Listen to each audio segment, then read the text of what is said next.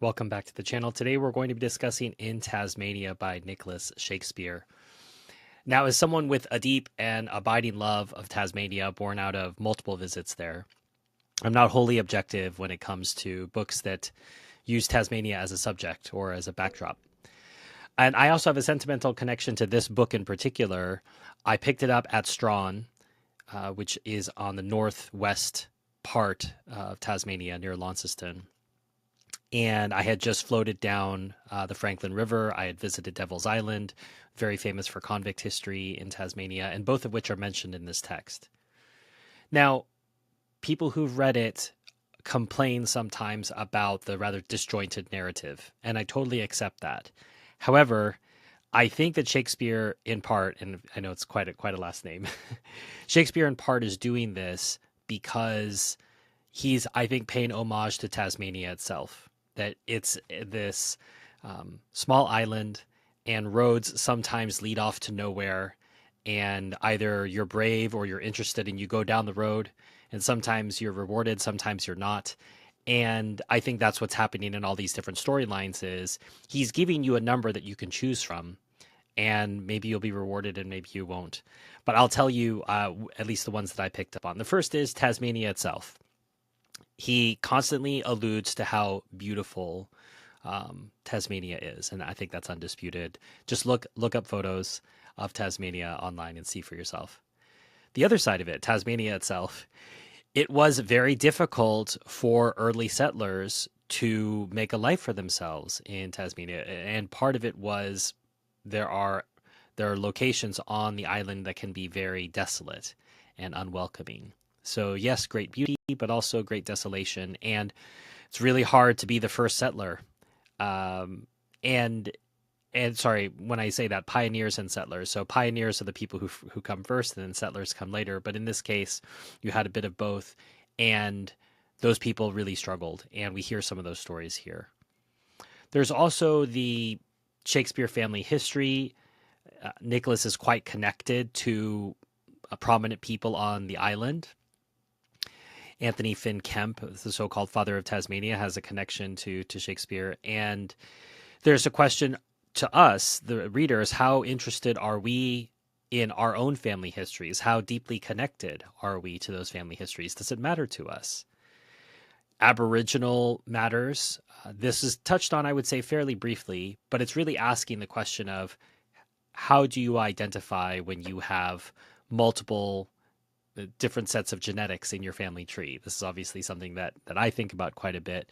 But one of the people who has, let's say, the strongest view on this in the text is someone who is 1/64th Aboriginal and insists, that that's his entire identity. It's an interesting conversation that Shakespeare has in that part of the text. Flora and fauna, you relating to the idea of the original inhabitants of the land. You also have these animals, marsupials, the elusive Tasmanian tiger.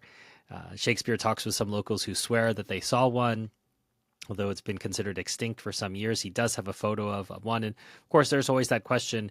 You might have seen a George Carlin bit some years ago where he talks about the fact that 99% of everything that's ever lived has gone extinct, that is actually the normative thing, that species have their time and then they go. And he says, and we are the same. And I think that that's a salutary lesson to help us remember that death is going to come for us all, and that we should not have this idea that we're entitled to anything or that we're going to live forever. Yes, obviously our souls are immortal, and yes, we are immortal in that way, and we will live forever that way. But in relation to our body and to our species, its time will come as well. If you're enjoying this review, consider hitting like or subscribe. It's one of the easiest ways you can support the channel. Also, that hype button, whatever that does. Another storyline, the settler Aboriginal conflict. I think this is memorably expressed. I'll read the line. The view of the Orthodox school, sometimes called by its detractors the Black Armband School, is that English colonists, in the space of 73 years, wiped out the Tasmanian Aborigines, if not as a deliberate act of genocide, then as an unfortunate but inevitable concomitant of frontier warfare and disease. It was a view expressed as early as 1853 by the traveler F.J. Cockburn. Here, as in most places, it has been the old story.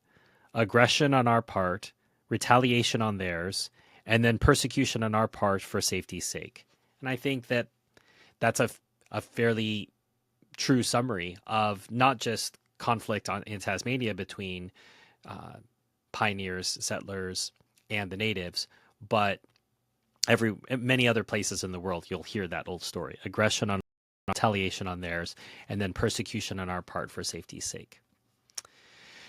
Also, convict history. I've been fascinated. I've been to the two major prisons, Port Arthur and Devil's Island in Tasmania, just learning about the conditions, learning about what it was like to take people and put them on this desolate yet beautiful part of the world, and what was their life like after, if they'd served their sentence and they tried to enter society.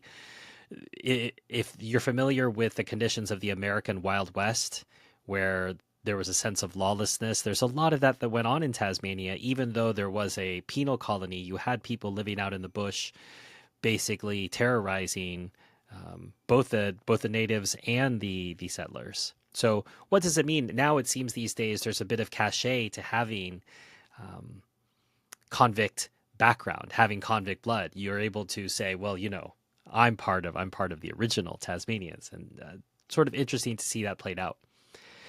Perhaps the most important storyline for me, apart from the ones related specifically to Tasmania, is that question of family that's at the heart of Shakespeare's investigation into Kemp, the father of Tasmania, and how deeply does your upbringing, your father and your mother being in your life, how does that influence the rest of your life?